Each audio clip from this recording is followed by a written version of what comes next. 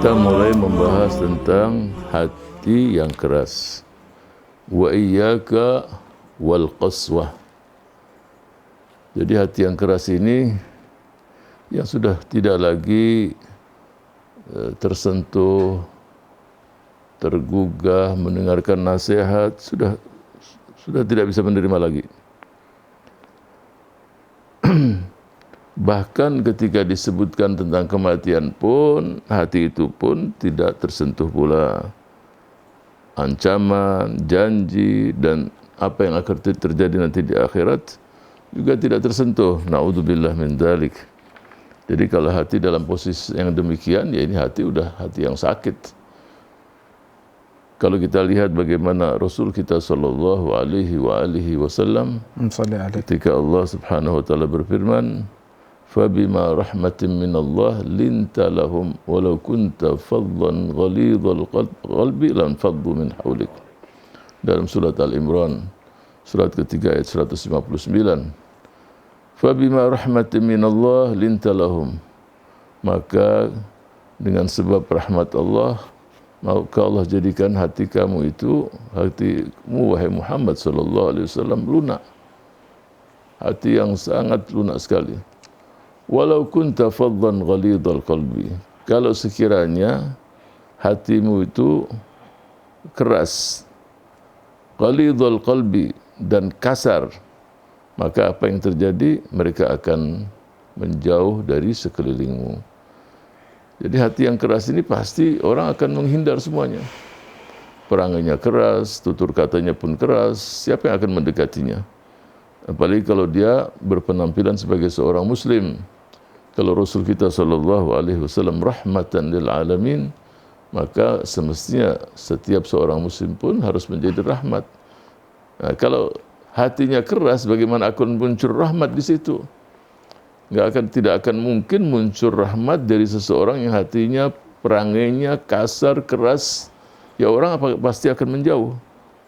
Padahal yang harus melekat pada diri seseorang itu adalah hati yang lembut, hati yang halus. Kalau kita lihat seperti beberapa contoh, Al-Imam Muhammad ibn Munkadir, ini salah satu imam. Tapi sebelum saya jelaskan di sini penulis menjelaskan minasyaqa arba'un. Ya, qala alaihi salatu wassalam minasyaqa, sesuatu yang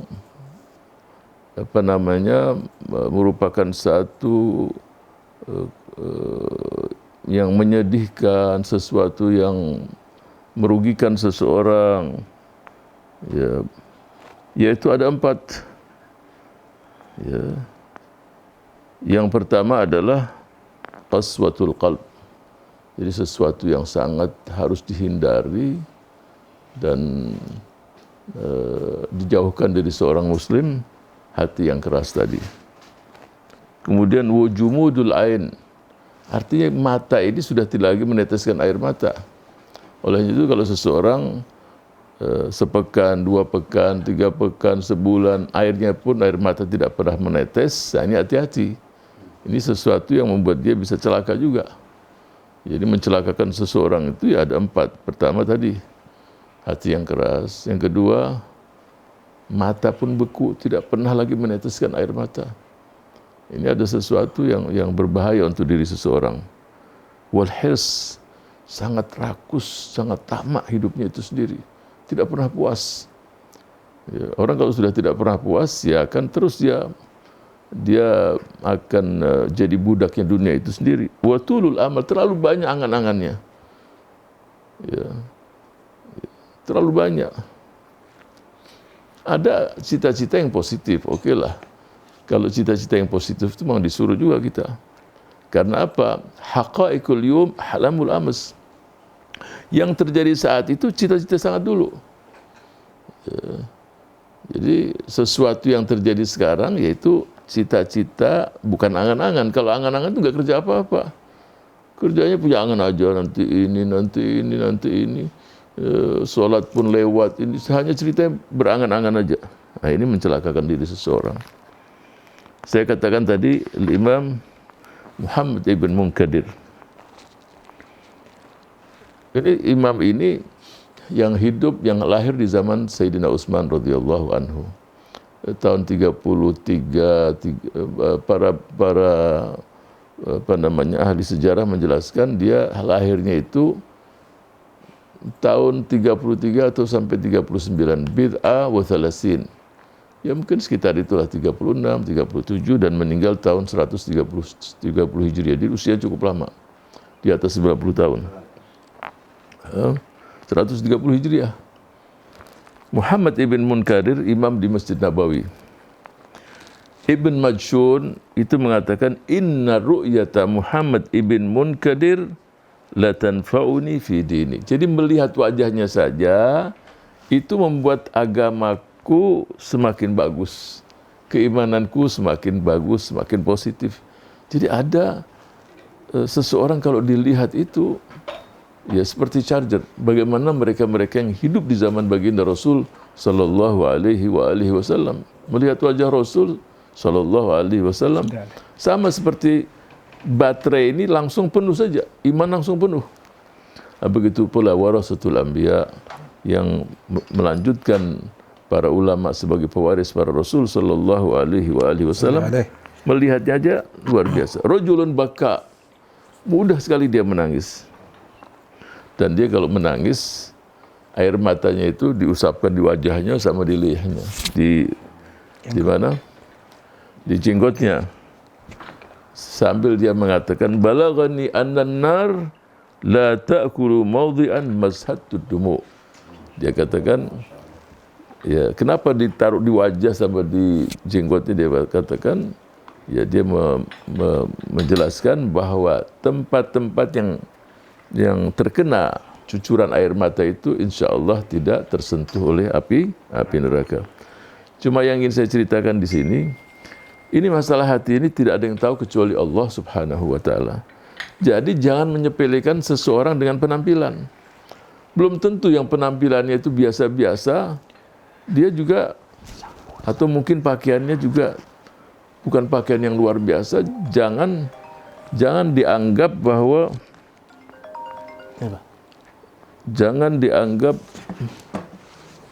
bahwa hatinya pun tidak sesuai seperti yang dia pakai itu. Mungkin pakaiannya compang-camping, tapi hatinya sangat bersih, sangat khusyuk, sangat beriman. Nah, ini saya ceritakan satu peristiwa. Peristiwa di kota Madinah yang hampir setahun tidak turun hujan. Keluar para ulama, para sholihin, sholat istisqa, tidak turun hujan juga. Jadi udah banyak orang yang keluar, hujan tidak turun. Muhammad ibn Munkadir radhiyallahu anhu, ketika dia kalau sudah jam 2, setengah 3 udah di masjid. Taulah masjid Madinah saat itu tidak seperti sekarang terang, ya remeng-remeng lah. Dia di belakang ustuana, di belakang tiang. Masuklah seseorang dengan pakaian yang biasa, pakaian nggak dikenal lah. Di depan tiang itu dia sholat. Dia sholat, setelah dia sholat, dia berkata, ya Rabb, seluruh penduduk Madinah sudah keluar meminta turun hujan. Ya, di Madinah kota Rasulmu ya Rabb, dan hujan tidak turun. Aku bersumpah saat ini ya Rabb, meminta padamu agar diturunkan hujan. Muhammad ibn Munkadir, siapa orang ini? Kok bahasanya seenaknya aja? Sumpah-sumpah lagi. Terus dia berdoa sampai meneteskan air mata. Sebelum tangannya turun hujan coba. Muhammad bin Munkadir, siapa ya? Anak nggak kenal. Saya nggak kenal orang ini. Sudah habis sholat subuh dia mau tahu kan. Benar air hujan sudah di mana-mana. Dia kejar orang tadi udah lewat nggak ketemu. Dia tunggu malam keduanya. Benar datang. Benar datang lagi. Jadi ketika turun hujan tadi dia semakin menangis. Ya, artinya dia menangis apa? Man ana ya Rabb. Terus dia ngomong, siapa saya ini ya Rabb?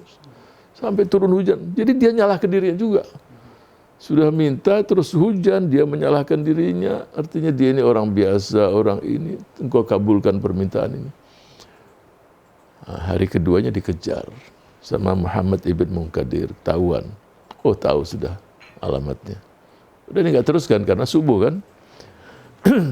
Jam-jam 9 didatangi. Siapa orang ini? Tukang sol sepatu, membetulkan sepatu dan sandal. Coba.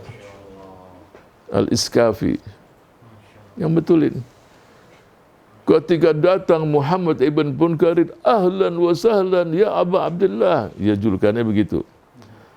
Ya, apa yang saya bisa buat? Mungkin ada sandal, sepatu yang rusak. Si Imam Muhammad ibn Munkadir mengatakan, nggak ada yang rusak. Antum waktu berdoa itu ana di belakang tiang, ana tahu semua. Waktu disebutkan begitu ngamuk dia. Dia katakan, ya, masya'nuka wa sya'ni. Urusan apa kamu dengan saya? Berubah wajahnya. Masya'nuka, kamu punya urusan apa dengan saya? Artinya bahasa itu, artinya dengan emosi agak marah dia, takut Imam Muhammad ibn Munkadir. Wah ini lagi, lagi tinggi ini. Tegangan tinggi, ngamuk betul dia. Ditinggal. Mungkinlah nanti ditunggu di masjid. Mungkin lagi.